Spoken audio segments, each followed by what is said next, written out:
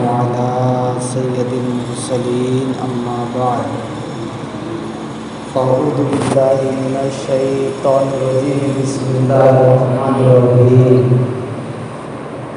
الصلاة والسلام عليك يا رسول الله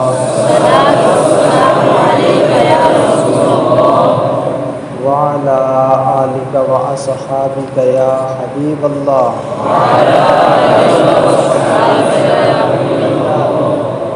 الصلاة والسلام عليك يا نبي الله وعلى آلك وأصحابك يا نور الله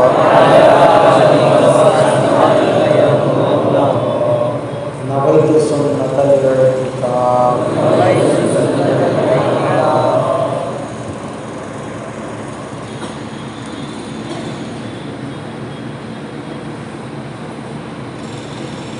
فرمان آخری نبی رسول ہاشمی صلی اللہ تعالی علیہ وآلہ وسلم جسے کوئی اہم حاجت درپیش ہو وہ مجھ پر کثرت سے درود پاک پڑھے، کیونکہ درود پاک دکھ درد اور مصیبتوں کو دور کرتا اور رزق میں اضافہ کرتا ہے۔ پیارا و محترم اسلام بھائیو، جب آدمی کی زندگی میں مصیبتیں زیادہ ہو جاتی ہیں، رنج اور غموں نے گھر میں ڈیرا جمائے ہوتے ہیں، تو بندہ پریشان ہو جاتا ہے اور طرح طرح کی سبیلیں کرنے لگتا ہے کہ کسی نہ کسی ذریعے سے مجھے ان مصیبتوں سے، ان تکلیفوں سے، ان بیماریوں سے، ان پریشانیوں سے نجات مل جائے۔ کوئی کون سا طریقہ اختیار کرتا ہے، کوئی کون سا طریقہ اختیار کرتا ہے، حالانکہ ہمارے اور آپ کے نبی، آخری نبی صلی اللہ تعالی علیہ وآلہ وسلم نے اپنے امتیوں کو ایسے ایسے وظائف عطا فرمائے ہیں کہ اگر ان وظائف کو کرنے میں ہم کامیاب ہو جائیں تو انشاءاللہ کوئی مصیبت نہیں رہے گی، کوئی تکلیف نہیں رہے گی، کوئی رنج نہیں رہے گا، بلکہ وہ رنج، غم، مصیبت، پریشانیاں، تکلیفیں دیکھ کر بھاگ جائیں گی کہ یہ تو مصطفیٰ کریم کا غلام ہے۔ تو سرکار نے کیا فرمایا کہ جب مصیبتیں زیادہ ہو جائیں تو مجھ پر کثرت سے درود پاک پڑھو، کہ کثرت سے درود پاک پڑھنا یہ مصیبتوں کو دور کرتا اور رزق میں اضافہ کرتا ہے۔ کسی کا کاروبار نہیں چل رہا ہے، کسی کو نوکری نہیں مل رہی، ٹینشن ہے، کمانا دشوار ہو گیا ہے، تو پیارے اسلام بھائیوں کو غم نہ کریں، اپنے نبی پر خوب چلتے پھرتے اٹھتے بیٹھتے درود پڑھتے رہیں، انشاءاللہ درود کی برکت سے آپ کا بھی کام بن جائے گا۔ جیسا کہ آپ نے شاید سنا ہو، وقت کے ولی کامل شیخ شبلی رحمۃ اللہ تعالیٰ علیہ سلسلہ قادریہ کے بزرگ ہیں، ان کی بارگاہ میں ایک کنگال، مفلس، غریب، نادار شخص حاضر ہوا اور عرض کیا حضور گھر میں کھانے کے لیے نہیں ہے، فاقے پر فاقے چل رہے ہیں، کچھ عنایت فرمائیے۔ تو اولیاء کرام کی بارگاہ میں جو آتا ہے اولیاء کرام ان کو خالی بھیجتے نہیں ہیں، خالی تو ان کی بارگاہ میں بندہ آتا ہے لیکن جب جاتا ہے تو مرادیں پا کر جاتا ہے۔ شیخ شبلی رحمۃ اللہ تعالیٰ علیہ نے ان کو ایک وظیفہ بتایا کہ یہ وظیفہ پڑھا کرو، تو اس کا دل تھا کہ شاید شیخ شبلی رحمۃ اللہ تعالیٰ علیہ دراہم و دنانیر عطا کریں گے، لیکن یہ تو وظیفہ عطا کر دیے، بیچارہ کرتا نہ کیا کرتا۔ وظیفہ سنا اور سلام و مصافحہ کیا، ہاتھ چوما، دست بوسی کی، اور وہ وظیفہ پڑھتا ہوا اپنے گھر کی جانب روانہ ہو گیا۔ ابھی راستہ زیادہ طے نہ ہوا تھا کہ ایک شخص ملا اور اس نے درہموں کی تھیلی اس شخص کو دے دیا. وہ دیکھا تو اس میں 1000 درہم موجود تھے. یہ تو خوش ہو گیا اور گھر جانے کے بجائے وہاں سے واپس ہو لیا. شیخ شبلی رحمۃ اللہ تعالیٰ علیہ کی بارگاہ میں آیا اور عرض کیا حضور آپ نے جو مجھے وظیفہ عطا فرمایا تھا اس کا ثمرہ، اس کا پھل، اس کا نتیجہ ہاتھوں ہاتھ ظاہر ہو گیا. کہا کیا ہوا؟ عرض کیا حضور جو آپ نے وظیفہ بتایا تھا وہ وظیفہ میں پڑھتے پڑھتے اپنے گھر کی جانب جا رہا تھا. راستے میں ایک شخص ملا، اس نے 1000 درہم کی تھیلی تھماتے ہوئے کہا کہ لو خرچ کرو. آپ رحمت اللہ تعالیٰ علیہ نے فرمایا جب تیرا کام ہو گیا تو کیوں یہاں آیا ہے؟ جا اپنے گھر جا اور اپنی مفلسی، اپنا فاقہ کشی اور اپنی محتاجی کو دور کر. تو پیارے اور محترم اسلام بھائیو دیکھیں ہمارے بزرگان دین، ہمارا اسلام، ہمارا دین ہمیں ایسے وظائف عطا کرتا ہے جن کی وجہ سے ہماری مفلسی دور ہو سکتی ہے، ہماری محتاجی دور ہو سکتی ہے، ہماری تنگ دستی دور ہو سکتی ہے، فقر و فاقہ والی زندگی ختم ہو سکتی ہے. لیکن شرط کیا ہے کہ اولیاء کرام کے دامن سے وابستہ رہیں، علماء کرام کے دامن سے وابستہ رہیں، جو دین کی سمجھ بوجھ رکھنے والے ہیں ان کے دامن سے وابستہ رہیں. انشاءاللہ ان سے برکت ہمیں بھی ملے گی. اور پیارے اور محترم اسلام بھائیو آپ دیکھیں دنیا کا نظام دیکھیں اور اپنے دین کا نظام دیکھیں. دنیا میں تو یہ ہے جیسے کوئی انجینئر ہے یا کوئی ڈاکٹر ہے، اس نے انجینئر کا کورس جس استاد سے کیا ہوگا نا، اس استاد کا فیضان اس کو نہیں ملتا جب تک وہ اسکول میں، کالج میں، یونیورسٹی میں اپنے استاد سے، اپنے ٹیچر سے پڑھتا ہے تب تک اس کو اس ٹیچر کا فیض اور اس ٹیچر کا علم مل رہا ہوتا ہے. جو ہی اس کی پڑھائی ختم ہوتی ہے وہ شخص یونیورسٹی سے، کالج سے، اسکول سے اپنے گھر آتا ہے، اپنا کوئی کام کرنے لگتا ہے تو ٹیچر اور اسٹوڈنٹ کے درمیان جو رابطے تھے نا وہ ختم ہو جاتے ہیں.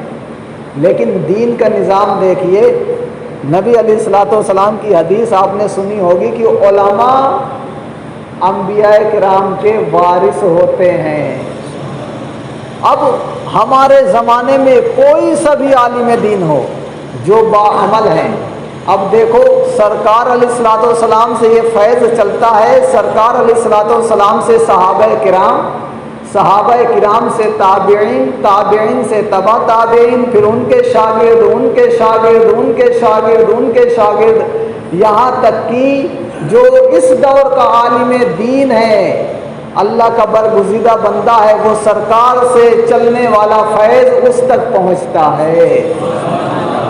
اب جب اس عالم دین سے ہماری ملاقات ہوتی ہے، گفتگو ہوتی ہے، روابط ہوتے ہیں، ہم ان سے وابستہ ہو جاتے ہیں تو وہ جو سرکار سے چلا آ رہا ہے فیض اس عالم دین کی وجہ سے اور اس کے ذریعے سے ہمیں بھی ملنے لگتا ہے. تو پیارا اور محترم اسلام بھائیو دین ہمارا ایسا پاکیزہ، محترم اور فیض والا ہے کہ سرکار سے چلا ہوا فیض آج بھی پہنچ رہا ہے. لیکن بات کیا ہے کہ ہم نے اپنے رشتے کو، اپنے تعلقات کو، اپنے معاملات کو علماء سے جدا کر لیے ہیں. اور معاذ اللہ بعض لوگ تو اتنے بے باک ہوتے ہیں کہ وہ کہتے ہیں کہ یار علماء نے تو دین کو ایک دم بیکار کر دیا، علماء نے تو دین پر چلنا مشکل کر دیا، یہ تو کھوا ہوتے ہیں، یہ تو بس پیٹ بھرو ہوتے ہیں، جہاں دعوت وہیں ان کی بھیڑ ہوتی ہے. معاذ اللہ ایسے ایسے کلمات علماء کی شان میں بیان لوگ کرتے ہیں، حالانکہ یہ نازیبہ کلمات ہیں. اور یہ مسئلہ بھی سماعت فرمائیے، علماء کی توہین صرف علم کی وجہ سے جو کرتا ہے وہ کافر ہو جاتا ہے، دین سے نکل جاتا ہے، وہ مسلمان نہیں رہتا. تو پیارے اسلام بھائیو اگر آج بھی ہمیں دین اسلام کا فیضان دیکھنا ہے تو ایک مرتبہ پھر اولیاء کرام، اپنے علماء کرام سے وابستہ ہونا پڑے گا. تو شاید آپ کے دل میں ہلچل اور یہ بات آ رہی ہوگی، یار وہ وظیفہ کون تھا جو شیخ شبلی رحمۃ اللہ تعالیٰ علیہ نے اس شخص کو بتایا تھا، چند مرتبہ کا ورد اسے 1000 درہم دلا دیا؟ تو جی جناب وہ ایسا وظیفہ ہے، اور الحمدللہ میں نے بیان میں وہ بتایا بھی۔ تو آپ کے یہیں آگرہ ہی کے ایک اسرائیل بھائی ہیں، انہوں نے کہا کہ میرے پاس پیسے نہیں تھے، میں نے یہ وظیفہ شروع کیا، الحمدللہ کہیں نہ کہیں سے انتظام ہو گیا۔ تو یہ مجرب عمل ہے، یہ فائدہ دینے والا ہے، ایسے نہیں ہے کہ بھائی کیا معلوم فائدہ کرے گا نہیں کرے گا۔ اگر اس کا یہ عقیدہ ہوا فائدہ کرے گا نہیں کرے گا تو پھر نہیں کرے گا۔ تو اگر دل میں یہ یقین ہو، اعتقاد ہو، اعتماد ہو کہ یار یقیناً فائدہ کرے گا، تو انشاءاللہ ضرور برکتیں ملیں گی۔ اور وہ وظیفہ کوئی لمبا چوڑا نہیں ہے، 2 لفظوں کا ہے، ماشاء اللہ کانا۔ دوہرا لیجئے، ماشاء اللہ کانا۔ کوئی مفلس ہے، غریب ہے، پیسے نہیں ہیں، کھانے کے لیے پیسہ نہیں ہے، گھر کے لیے راشن لانے کے لیے پیسہ نہیں ہے، آپ یہ وظیفہ پڑھیے، انشاءاللہ اللہ کی ذات سے امید ہے کہ ضرور آپ کا انتظام ہو جائے گا۔ اچھا، دوسرا وظیفہ، لوگوں کی پاکٹ خالی نہ ہو، ایسا وظیفہ بھی ہے۔ اگر یہ کام آپ نے کر لیا تو انشاءاللہ اللہ کی ذات سے امید ہے کہ آپ کی جیب، آپ کی پاکٹ پیسے سے کبھی خالی نہیں ہوگی، کچھ نہ کچھ پیسہ آپ کے پاکٹ میں رہے گا ہی رہے گا۔ ہاں آپ یہ سوچ لیں کہ صاحب میں سب خرچ کر دوں گا، دیکھتا ہوں کیسے پیسہ آئے گا، تو پھر نہیں آئے گا۔ آپ اپنے روٹین سے خرچ کرتے رہیے، یہ نہیں ہے کہ صاحب آپ اپنے پاکٹ میں رکھتے رہیے اور خرچ نہ کیجیے، نہیں، خرچ کیجیے۔ نبی علیہ الصلوۃ والسلام کی حدیث کا مفہوم ہے انفق تنفق علیک، کہ تو خرچ کر، تجھ پر خرچ کیا جائے گا۔ جب بندہ خرچ کرتا ہے نا تو اللہ تعالیٰ اسے دیتا ہے۔ عقل کہتی ہے خرچ کرو گے تو گھٹ جائے گا، دین، شریعت، قرآن، اللہ اور رسول فرماتے ہیں کہ خرچ کرو گے تو بڑھے گا، خرچ کرو گے تو بڑھے گا۔ تو سرکار نے فرمایا انفق، خرچ کر، تنفق علیک، تجھ پر خرچ کیا جائے گا۔ تو پیارا اور محترم اسلام بھائیو، ہم خرچ کریں۔ اب دیکھیں، کوئی اپنے اہل و عیال پر خرچ کرتا ہے تو اللہ تعالیٰ اسے مزید عطا فرماتا ہے۔ اس کی مثال علماء نے بڑی سادی سی دی ہے، خاموشی سے سنتے رہیں، لائٹ چلی گئی تو کیا ہوا کہ جیسے کنواں ہے، کنواں جب تک اپنا پانی لوگوں کو دیتا رہتا ہے تو اس کو نیچے سے سوتوں کے ذریعے پانی ملتا رہتا ہے، اور جب لوگ اس کنویں کا پانی نکالنا بند کر دیتے ہیں اور کنواں دوسروں کو پانی دینا بند کر دیتا ہے تو اس کو نیچے سے بھی ملنا بند ہو جاتا ہے۔ جب تک وہ کنواں پانی بانٹ رہا تھا، لوگوں کو دے رہا تھا، انفق خرچ کر رہا تھا، تو اس کا پانی، اس کو پانی بھی مل رہا تھا، پانی میں تازگی بھی تھی، پانی میں خوشبو بھی تھی، پانی میں لذت بھی تھی، مٹھاس بھی تھی۔ لیکن جو ہی لوگوں نے پانی لینا بند کر دیا، کنویں نے اپنا فیض لوگوں کو دینا بند کر دیا، ملنا بھی بند ہو گیا، اس پانی میں تعفن بھی پیدا ہو گیا، بدبو بھی پیدا ہو گئی، اس کی رنگ صورت سب چینج ہو گئی، اور ایسا ہوا کہ جانور بھی پینے کے لیے تیار نہیں ہے۔ تو پیارے اسلام بھائیو، ہم خرچ کریں، ہمارا دین کہتا ہے خرچ کرو، اور اللہ تعالیٰ فرماتا ہے وَمِمَّا رَزَقْنَاهُمْ يُنْفِقُونَ، جو ہم نے دیا ہے اس میں سے کچھ ہماری راہ میں خرچ کر۔ تو دیکھو اللہ تعالیٰ نے کتنی خوبصورت بات فرمائی کہ جو ہم نے دیا ہے، دینے کی بات پہلے کی، خرچ کرنے کی بات بعد میں کی، تاکہ ہمارے ذہن میں بیٹھ جائے کہ یہ مال و دولت دیا ہوا کس کا ہے؟ اللہ کا ہے۔ اور جب اللہ کا ہے اور اللہ مانگ رہا ہے اپنے راستے میں خرچ کرنے کا، اللہ ارشاد فرما رہا ہے، تو ہمیں خرچ کرنے میں دقت نہیں ہونی چاہیے۔ تو پیارے اسلام بھائیو، ہم خرچ کریں۔ جب مٹکا، گگھری، کوئی برتن خالی ہوتا ہے نا، تبھی اس میں پانی بھرا جاتا ہے، تبھی سامان اس میں رکھا جاتا ہے۔ اگر وہ بھرا ہوا ہو تو مزید اس میں گنجائش نہیں ہوتی۔ تو ہم اپنی پاکٹ، اپنا جیب خالی رکھیں گے یعنی خرچ کر کے، تو اللہ تعالیٰ مزید دے گا۔ تو وہ کون سا وظیفہ ہے کہ ہماری پاکٹ کبھی خالی نہ ہو؟ تو وہ سب سے آسان ہے آپ نے نام سنا ہوگا، ایک کھجور ہے جس کا نام ہے عجوا۔ عجوا کھجور مدینہ منورہ میں پیدا ہوتی ہے، اور یہ کھجور کی فضیلت میں سماعت فرمائیے، یہ کھجور بہت کالی ہوتی ہے، اور نبی علیہ الصلوۃ والسلام کے زمانے میں اس کھجور کی کوئی اوقات نہیں تھی۔ حضرت بلال حبشی اس کھجور کو بیچا کرتے تھے، تو لوگ طعنہ دیا کرتے تھے، اے بلال تیری صورت بھی کالی اور جس کھجور کو تو بیچ رہا ہے وہ بھی کالی، تو لوگ طعنہ دیا کرتے تھے۔ ایک دن نہ رہا، نبی علیہ الصلوۃ والسلام کی بارگاہ میں حاضر ہوئے، یا رسول اللہ میں کھجور بیچتا ہوں، عجوا کھجور، یہ بھی کالی، میرا رنگ بھی کالا، کچھ کرم فرمائیے۔ تو نبی علیہ الصلوۃ والسلام نے لوگوں سے فرمایا کہ اے لوگو، عجوا کھجور وہ کھجور ہے کہ جس آدمی نے جس دن اس کے 7 دانے کھا لیے، یعنی 7 کھجور کھا لیا، اس دن اس کو جادو اثر نہیں کرے گا۔ جب یہ ارشاد لوگوں نے سنا نا، تو پھر تو بھائی کھجور کی ڈیمانڈ پڑ گئی، اور آج آپ پتہ لگائیے کھجوروں کی 1000 سے زیادہ اقسام ہیں، لیکن سب سے مہنگی کھجور اگر کوئی ہے تو وہ عجوا کھجور ہے۔ اللہ تعالیٰ نے اس عجوا کھجور میں اتنی برکتیں رکھی ہیں، انہی برکتوں میں سے علماء فرماتے ہیں کہ جو شخص عجوا کھجور کی گٹھلی اپنی پاکٹ میں رکھ لے گا، اس کی کبھی بھی پاکٹ خالی نہیں ہوگی۔ یہ عمل بھی کر لیں، یا تو جب پاکٹ خالی ہونی ہوگی تو یا تو آپ کے پاکٹ سے عجوا کھجور کی گٹھلی غائب ہو جائے گی، یا تو آپ کی پاکٹ خالی نہیں ہوگی۔ تو یہ اگر کہیں سے مل جائے، اب حج کا موسم ہے، لوگ جا رہے ہیں حج کرنے، وہاں سے عجوا کھجور لائیں گے، یا آپ بھی کوئی آپ کے جاننے والا ہو تو اس کو پیسہ دے دیجئے اور منگا لیجئے۔ میں 2017 میں گیا تھا تو 1000 روپے کلو تھی، اور اب تو تقریباً 2000 روپے کی 1 کلو ہوگی عجوا کھجور۔ صلو علی الحبیب۔ تو یہ برکتیں ہمیں کب ملے گی؟ جب ہم علماء دین، اولیاء کاملین کے دامن سے وابستہ رہیں گے۔ آج انشاءاللہ میں آپ کے سامنے بیان کرنے کی یہ سعادت حاصل کروں گا کہ دین اسلام کس وجہ سے آیا، دین اسلام کی حاجت کیوں پڑی۔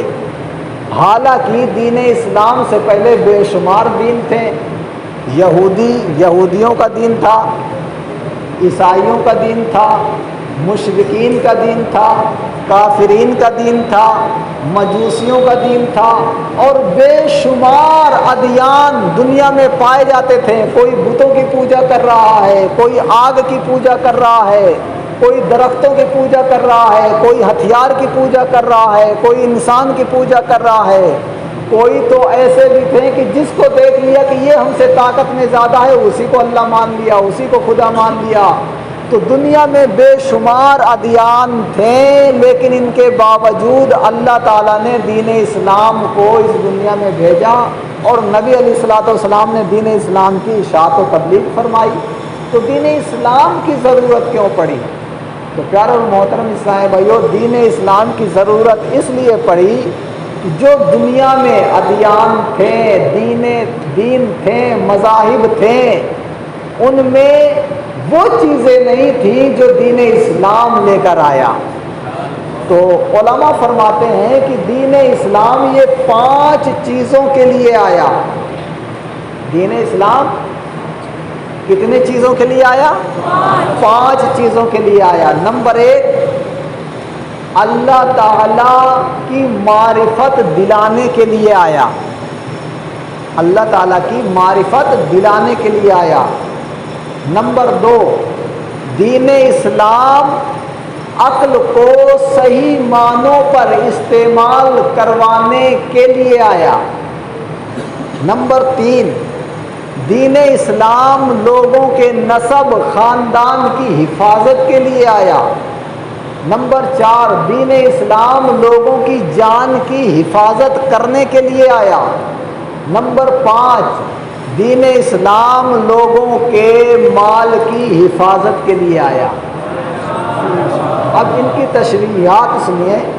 دین اسلام اللہ کی معرفت کے لیے آیا کہ لوگوں کو اللہ کی معرفت حاصل ہو اور ان کو پتہ چلے کہ ہمارا معبود ایک معبود ہے، ہمارا رب ایک ہے، سینکڑوں نہیں ہیں، ہزاروں نہیں ہیں۔ یہ بت جو اپنے ہاتھوں سے بنائے ہیں یہ ہمارے خدا نہیں ہو سکتے۔ یہ سورج، یہ چاند، یہ زمین، یہ آسمان، یہ آگ، یہ پانی، یہ ہوا، یہ ہمارا خدا نہیں ہو سکتے۔ کیوں؟ کیونکہ خدا وہ ہے جو بے نیاز ہو، بے پرواہ ہو، کسی کا محتاج نہ ہو۔ یہ آگ، یہ پانی، یہ زمین، یہ سورج، یہ چاند، یہ بت کسی نہ کسی کے محتاج ضرور ہوتے ہیں۔ تو دین اسلام اللہ کی صحیح معرفت دینے کے لیے آیا۔ اب دیکھ لیں دوسرے دین میں کوئی اپنے بھگوان کو پوج رہا ہے، لیکن پوجتے پوجتے اس کا ذہن بنا صاحب اس سے فائدہ نہیں ہو رہا، اس نے دوسرے دیوتاؤں کو پکڑ لیا شاید اس سے فائدہ ہو، اگر اس سے فائدہ ہوتا گیا اور ہوا تو اس کی پوجا شروع کر دی، لیکن اگر نہیں ہوا تیسرے کو پکڑ لیا، تیسرا نہیں چوتھا پکڑ لیا، اس طرح پوری زندگی اپنے خدا ہی کو بدلتے رہے۔ اور بعض وہ ہیں کہ جو اپنے خدا کو اپنے ہاتھ سے بناتے ہیں۔ لیکن دین اسلام ہمیں یہ درس دیتا ہے کہ تمہارا خدا وَهُوَ عَلَىٰ كُلِّ شَيْءٍ قدیر، ہر چیز پر قادر ہے، بس تم توکل رکھو، اس پر بھروسہ کرو، اعتقاد رکھو، اس کو مانو، یقیناً تمہارے بگڑے کام بنیں گے۔ اور وہ ایک ہے۔ تو دین اسلام جو آیا یہ اللہ کی معرفت دلانے کے لیے آیا، کیونکہ اللہ کی معرفت یہ بغیر کسی کے بتائے حاصل نہیں ہو سکتی، کیونکہ ہم اللہ کو دیکھ نہیں سکتے ہیں، کیونکہ اللہ جسم سے پاک ہے۔ ہم اللہ کو سن نہیں سکتے، ہمارے کان میں وہ طاقت و قوت نہیں ہے، ہم اللہ کو محسوس نہیں کر سکتے۔ وہ حواس خمسہ سے سمجھا نہیں جا سکتا، دیکھا نہیں جا سکتا، سونگا نہیں جا سکتا، محسوس نہیں کیا جا سکتا۔ تو اب اللہ اور ایسے رب اور ایسے خدا کے بارے میں ہمیں کون بتائے گا؟ تو اللہ تعالیٰ نے انبیاء کرام کا وسیلہ دے دیا۔ اور آپ دیکھیں ہم ایسے لوگ ہیں کہ جتنی بھی امتیں گزری ہیں، حضرت آدم علیہ السلام سے حضرت عیسیٰ علیہ السلام تک، ان کے نبیوں نے ان کو کہا کہ اللہ ایک ہے، مان لو اللہ ایک ہے۔ ان کے ماننے والوں نے کہا کیا آپ نے اپنے رب کو دیکھا ہے؟ تو انہوں نے کہا، موسیٰ علیہ السلام نے فرمایا، عیسیٰ علیہ السلام نے فرمایا، تمام انبیاء یہی کہتے رہے، نہیں نہیں ہم دیکھ نہیں پائے، ہاں سنا ہے۔ لیکن جب ہمارے نبی کی باری آئی اور جب لوگوں نے سوال کیا، اے محمد مصطفیٰ صلی اللہ تعالیٰ علیہ وسلم کیا آپ نے رب کو دیکھا ہے؟ تو فرمایا ہاں میں نے اپنے رب کو دیکھا ہے۔ تو ہم اس نبی کی امت ہیں کہ جس نبی نے اپنے رب کو سنا نہیں بلکہ اپنے نبی کو دیکھا ہے۔ تبھی تو شاعر کہتا ہے ہم اپنا انداز زمانے سے جدا رکھتے ہیں، ہم اپنا انداز زمانے سے جدا رکھتے ہیں۔ کیوں؟ کیونکہ ہم محبوب بھی محبوب خدا رکھتے ہیں۔ بنی اسرائیل کے انبیاء کلیم اللہ ہوں گے، روح اللہ ہوں گے، اور شہنشاہ حسینہ حضرت یوسف ہوں گے، لیکن اللہ کا محبوب کوئی نہیں۔ اور ہمارے نبی تو وہ ہیں جو اللہ کے بھی محبوب ہیں۔ دارستان بھائیو، ہمارے چلنے کا انداز، سونے کا انداز، ہمارے اٹھنے بیٹھنے کا انداز، کھانے پینے کا انداز، ہمارا کردار، ہمارا گفتار، ہمارے افعال، ہمارے اقوال ایسے ہونے چاہیے جو سب سے ممتاز ہوں، سب سے جدا ہوں۔ اور یہ کب ہوں گے؟ جب ہم اپنے نبی علیہ السلام کی سنتوں پر عمل کرنے والے ہوں گے۔ تو ہمارا کھانے کا انداز ممتاز ہو، ہم اپنا انداز زمانے سے جدا رکھتے ہیں، تو کھانے کا انداز، پینے کا انداز، ہر کام کرنے کا انداز ہمارا الگ ہونا چاہیے۔ تو دین اسلام کیوں آیا؟ اللہ کی معرفت دلانے کے لیے آیا۔ دوسرے نمبر پہ دین اسلام عقل کی حفاظت کرنے کے لیے آیا۔ عقل تو اللہ تعالیٰ نے تمام انسانوں کو عطا کی، لیکن سارے انسان اپنی عقل کو صحیح معنوں میں استعمال نہیں کرتے۔ دین اسلام ہمیں صحیح معنوں میں اپنی عقل کو استعمال کرنے کا درس دیتا ہے۔ اور کہتا ہے کہ اپنی عقل کو صحیح استعمال کرو۔ اب صحیح کیسے استعمال کریں؟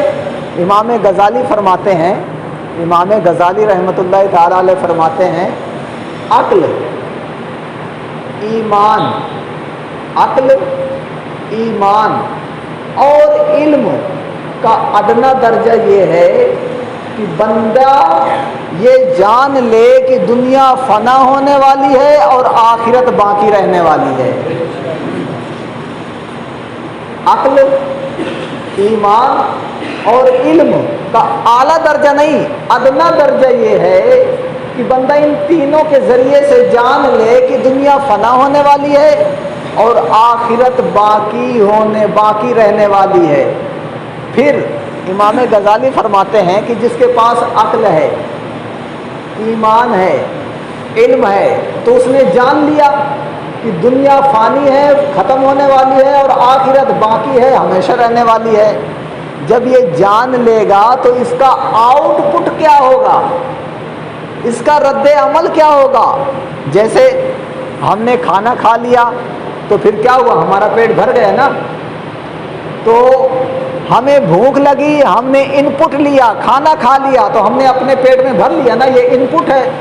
اچھا کھانا کھا لیا، ان پٹ حاصل کر لیا، تو اس کا آؤٹ پٹ کیا ہے؟ اب کسی سے نہیں کہیں گے کہ کھانا کھلا دو، اب شکم سیر ہو گئے، پیسے کی ضرورت ہے، پیسہ مل گیا تو اب آدمی خوش ہو جائے گا، خوشی والی زندگی گزارے گا۔ تو ہر چیز کا ان پٹ بھی ہوتا ہے، آؤٹ پٹ بھی ہوتا ہے۔ تو ان پٹ تو یہ ہوا کہ ایمان، عقل اور علم سے ہم نے جان لیا کہ دنیا ختم ہونے والی ہے، آخرت باقی رہنے والی ہے۔ امام غزالی فرماتے ہیں کہ یہ جاننے کے بعد اب اس کے بدن سے ظاہر کیا ہوگا؟ فرماتے ہیں اس کا آؤٹ پٹ یہ ظاہر ہوگا کہ بندہ دنیا سے کنارہ کش ہو جائے گا اور آخرت کی جانب لو لگا لے گا۔ دین اسلام آیا عقل کو صحیح معنوں میں استعمال کرنے کا درس دینے کے لیے، اور اسلام نے ہمیں بتایا دنیا ختم ہونے والی ہے۔ ہم نے اپنے عقل کو استعمال کرتے ہوئے جان لیا کہ دنیا ختم ہونے والی ہے، آخرت باقی ہونے والی ہے۔ جب جان لیا، امام غزالی فرماتے ہیں کہ اس کا آؤٹ پٹ ہونا چاہیے کیا؟ کہ بندہ دنیا سے منہ موڑ لے، آخرت کی جانب لو لگا لے۔ دار اسلام بھائی، اب ہم دیکھیں کہ ہم اپنے عقل کا صحیح استعمال کر رہے ہیں کہ نہیں۔ دین اسلام تو ہمیں اپنی عقل کا صحیح استعمال کرنے کے لیے آیا، اور آج ہم دین اسلام کے ماننے والے ہیں، اپنی عقل کو صحیح راستے پر لگا رہے ہیں، صحیح کاموں میں لگا رہے ہیں کہ نہیں لگا رہے ہیں۔ لیکن ہمارا حال یہ ہے کہ دنیا کی فکر زیادہ، آخرت کی فکر بہت کم۔ تو پیارے اور محترم اسلام بھائیو، یہ دین اسلام کیوں آیا؟ عقل کا صحیح استعمال سکھانے کے لیے، اور اسی میں سے یہ بھی ہے کہ اللہ تعالیٰ نے عقل کا صحیح استعمال یہ بیان فرمایا اور یہ بتایا کہ اس عقل سے بندہ گندی چیزوں کو برا جانے، اچھی چیزوں کو اچھا جانے، حرام چیزوں سے پرہیز کرے، حلال چیزوں کو اپنائے۔ اللہ تعالیٰ نے سود حرام کیا ہے، غیبت حرام کیا ہے، چوری حرام کیا ہے، جوا کھیلنا حرام کیا ہے، شراب پینا حرام کیا ہے، بدکاری کرنا حرام کیا ہے۔ تو اب بندہ اپنے عقل سے ان چیزوں سے بچے اور نیکی کرے، نماز پڑھے، روزہ رکھے، حج کرے، زکوٰۃ ادا کرے، نوافل پڑھے، ذکر و اذکار کرے، درود پاک پڑھے۔ اس عقل کا یہ صحیح استعمال ہے۔ اچھا، تیسرے نمبر پہ ہے نسب۔ آپ دیگر مذاہب میں دیکھ لیں، زنا میں کوئی پابندی نہیں، زنا کھلے عام ہو رہا ہے، چاہے وہ یہودیوں کا مذہب ہو، چاہے عیسائیوں کا مذہب ہو، چاہے مجوسیوں کا مذہب ہو، چاہے ہندوؤں کا مذہب ہو، زنا ایک دم عام ہے، بے پردگی عام ہے۔ دین اسلام نسب اور خاندان کی حفاظت کرنے کے لیے آیا۔ اب ایک شخص ہے، اس کی شادی ہوئی، اس کی بیوی نے دوسرے سے بدکاری کروا لیا، اب بچہ پیدا ہوا اس کے گھر میں، لیکن وہ بچہ کس کا تھا؟ دوسرے کا۔ اس کا خاندان خلط ملط ہو گیا نا، نسب خلط ملط ہو گیا نا۔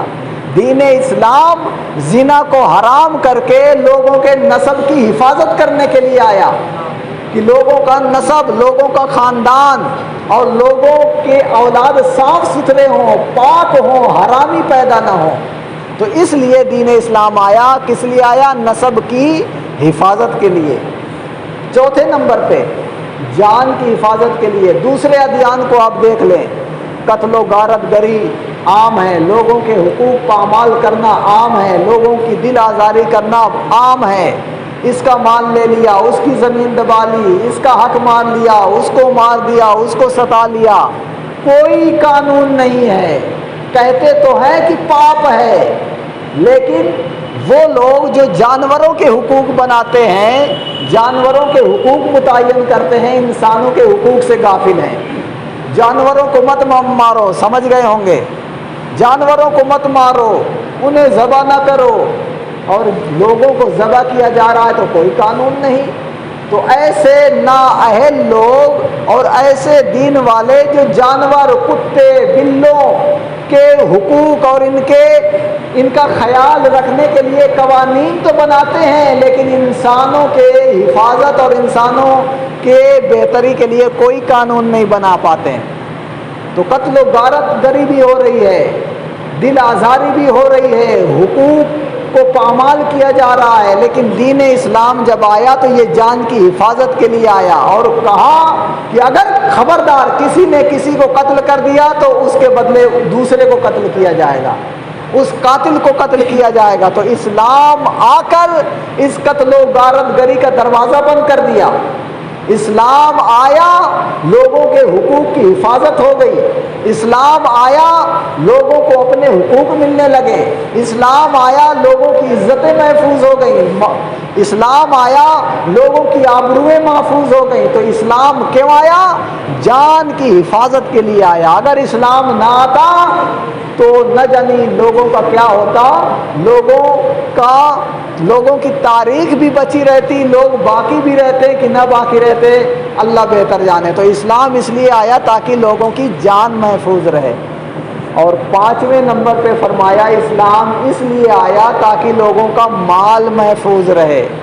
آپ دیکھ لیں، غیر مذہب میں لوگوں کا مال کھانا عام ہے، چوری کے ذریعے، دھوکہ دڑی کے ذریعے، دغا بازی کر کے اور ہیلے بہانے کر کے، کسی کا مال قبضہ کر کے، کسی کی زمین پر قبضہ کر کے، اور نہ جانے کیا کیا معاملات ہوتے ہیں۔ لیکن جب اسلام آیا، اسلام نے خبردار کر دیا کہ کوئی کسی کا مال نہیں لے گا۔ اگر کسی نے کسی مسلمان کا 10 درہم کا مال لے لیا، چوری کر لیا، اس 10 درہم کے بدلے میں اس کا ہاتھ کاٹا جائے گا۔ جب آدمی نے سنا 10 درہم، اور 10 درہم کتنے ہوتے ہیں؟ 10 درہم پیارے محترم اسلام بھائیو آج کے اعتبار سے تقریباً 32 گرام چاندی ہوتی ہے۔ 10 درہم کتنی چاندی ہوتی ہے؟ 32 گرام۔ اب چاندی جو ہے آج کل 65,000 روپے کلو ہے، یعنی 1 گرام 65 روپے کا۔ اب 65 کو آپ 32 سے گوڑا کیجئے جلدی سے۔ 65 کو کوئی اسلام میں گوڑا کرے، 65 گوڑے 32 کتنا روپے بنا؟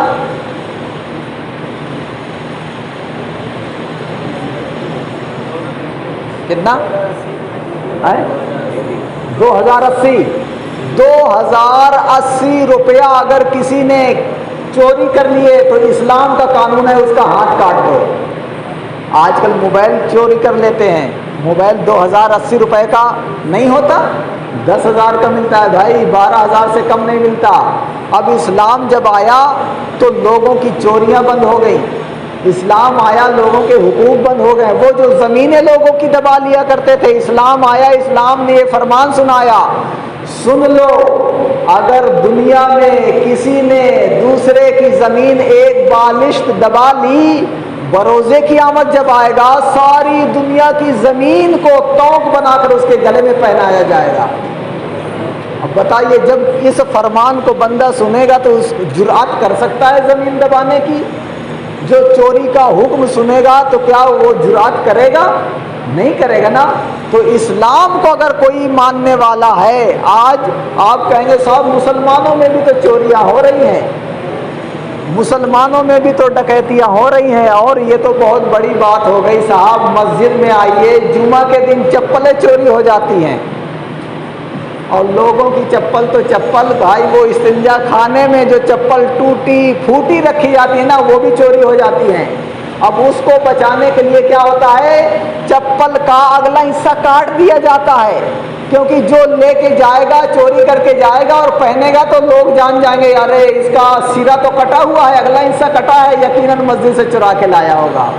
آج پیارے اسلام بھائیو، ہم نے اسلام کے احکام پر عمل کرنا چھوڑ دیا تو نوبت یہ آ گئی کہ مسجد کے یا مدرسے کے استنجا خانے میں رکھے ہوئے لوٹے میں بھی ڈوری باندھنی پڑتی ہے، زنجیر لگانی پڑتی ہے۔ ارے وہ اسلام اور وہ اسلام کے ماننے والے مسلمان جو لوگوں کو چوری نہ کرنے کا درس دیا کرتے تھے، آج وہ خود چور بن گئے۔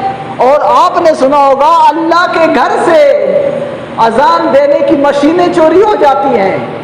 کتنی غیرت والی بات ہے، کتنی غیرت والی بات ہے پیارے اور محترم اسلامی بھائیوں، کہ بندہ سوچے تو سوچتا رہ جائے یار، اللہ کے گھر میں چوری، اللہ کے گھر میں چوری، ہمارا بنے گا کیا، بنے گا کیا پیارے اسلامی بھائیوں؟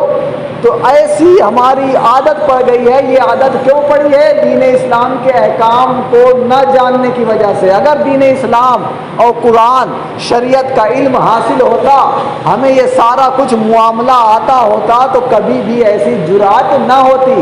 اور آخر میں آپ کو بتاؤں، یہ چٹکلا تو ہے، شاید بنایا ہوا ہے، حقیقت نہیں ہے، لیکن سمجھنے والے کے لیے، سوچنے والے کے لیے بہت بڑی بات ہے۔ ایک آدمی پنجابیوں کے گرجا گھر میں، وہ گرودوارے میں گیا، چپل اٹھایا، چپل اتارا اور اتار کے اپنے ہاتھ میں لے لیا اور گرودوارے کی سیڑھی چڑھنے لگا۔ ادھر سے ایک پنجابی نے دیکھا تو کہا ارے مسلمان میاں کہاں جا رہے ہو؟ کہا کہ گرودوارہ دیکھنے جا رہا ہوں کیسا بنا ہے۔ کہے چپل تو نیچے رکھ جاؤ، تو کہا چپل کوئی لے جائے تو؟ کہا اے مسلمان میاں، یہ مسجد نہیں ہے، یہ گرودوارہ ہے، سن لو، یہ مسجد نہیں ہے۔ پتہ لگا ان کو بھی معلوم ہے کہ مسجد میں لوگ چپل چھپا کر رکھتے ہیں، اور آپ دیکھے ہوں گے شہروں میں، یہاں تو نہیں ہے، اللہ کا کرم ہے۔ ممبئی میں دیکھیے، بڑے بڑے شہروں میں دیکھیے، لوگ نماز پڑھنے آتے ہیں تو چپل باہر نہیں اتارتے، اتار کے جہاں پر نماز پڑھتے ہیں نا وہیں پہ رکھتے ہیں، اور لوگوں کو منع کیا جا رہا ہے بھائی یہ عین مسجد ہے، چپل نہیں رکھ سکتے، لیکن لوگ مانتے نہیں ہیں۔ بھائی چوری ہو جائے گی تو کیا تم چپل دو گے؟ وہ بھی غریب، وہ کہاں سے دوں گا؟ تو صاحب مجبوراً کیا کیا گیا، آپ ممبئی میں، بمبئی وغیرہ گئے ہوں گے تو دیکھے ہوں گے، مسجد کے اندر لکڑی کا ایک باکس بنا دیا گیا ہے، چلو بھائی تم یہی مسجد میں رکھ لو۔ بتاؤ، مسجد میں گندی چپل رکھنے کے لیے جو نماز پڑھنے کی جگہ ہے، سجدہ کرنے کی جگہ ہے، لوگوں کی وجہ سے چپل اور جوتا رکھنے کا باکس بنا کر رکھ دیا گیا۔ استغفر اللہ، نعوذ باللہ من ذالک، یہ حالت ہماری ہو چکی ہے۔ تو پیارے اسلامی بھائیو، دعوت اسلامی ہمیں یہی سکھا رہی ہے کہ ہم کچھ نہ کچھ وقت نکالیں۔ اب یہ وقت ہے کہ اگر دین نہیں سیکھیں گے تو برباد ہو جائیں گے۔ ماحول آپ دیکھ رہے ہیں پیارے اسلامی بھائیو، ہمیں دین اسلام کا کچھ پتہ نہیں ہے۔ دین اسلام، بلکہ ابھی مدنی قافلہ ہمارا نگلے ہی میں گیا تھا، بچوں سے، نوجوانوں سے پوچھا بتاؤ اپنے نبی کا نام بتاؤ، تو کوئی کہہ رہا حضرت حسین، کیونکہ محرم میں امام حسین کا ذکر کرتے ہیں تو کہہ رہے ہیں حسین ہمارے نبی ہیں۔ استغفر اللہ، اپنے نبی کا نام معلوم نہیں ہے۔ ہمارے نبی کون ہے بتاؤ؟ یہ امت اپنے نبی کا نام نہیں جانے گی تو کیسے فلاح اور بہبودی کے راستے پر جائے گی، کیسے کامیاب ہوگی؟ تو پیارے اسلامی بھائیو، ضرورت ہے کہ ہم بھی دعوت اسلامی کے مدنی ماحول سے وابستہ ہو کر یہ بنیادی باتیں سیکھیں، اپنے بچوں کو بھی سکھائیں۔ اللہ تعالیٰ کی بارگاہ میں دعا ہے کہ عمل کرنے کی توفیق عطا فرمائے، آمین بجاہ نبی الامین صلی اللہ تعالیٰ علیہ وسلم۔ آئیے درود پاک پڑھتے ہیں۔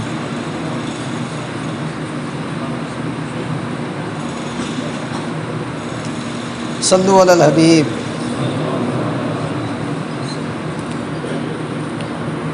اللہم صلی وسلم وبارک علی سیدنا محمد النبی الأمی الحبیب العالی القدر العظیم الجاہ وعلا آلہ وصحبہ وسلم اللہم صلی علی سیدنا و مولانا محمد وعلی آلہ وسلم صلی اللہ علی محمد اللہم صلی علی سیدنا محمد عدد ما فی علم اللہ صلاۃ دائمۃ بدوام ملک اللہ اللہم صلی علی محمد کما تحب وترضى له اللہم صلی علی محمد وانزلہ المقعد المقرب عندک یوم القیامہ جزا اللہ عنا محمدا ما ہوا اہلہ لا الہ الا اللہ الحلیم الکریم سبحان اللہ رب السماوات السبع ورب العرش العظیم لا الہ الا اللہ الحلیم الکریم سبحان اللہ رب السماوات السبع ورب العرش العظیم لا الہ الا اللہ الحلیم الکریم سبحان اللہ رب السماوات السبع ورب العرش العظیم صلو علی الحبیب صلی اللہ تعالی علیہ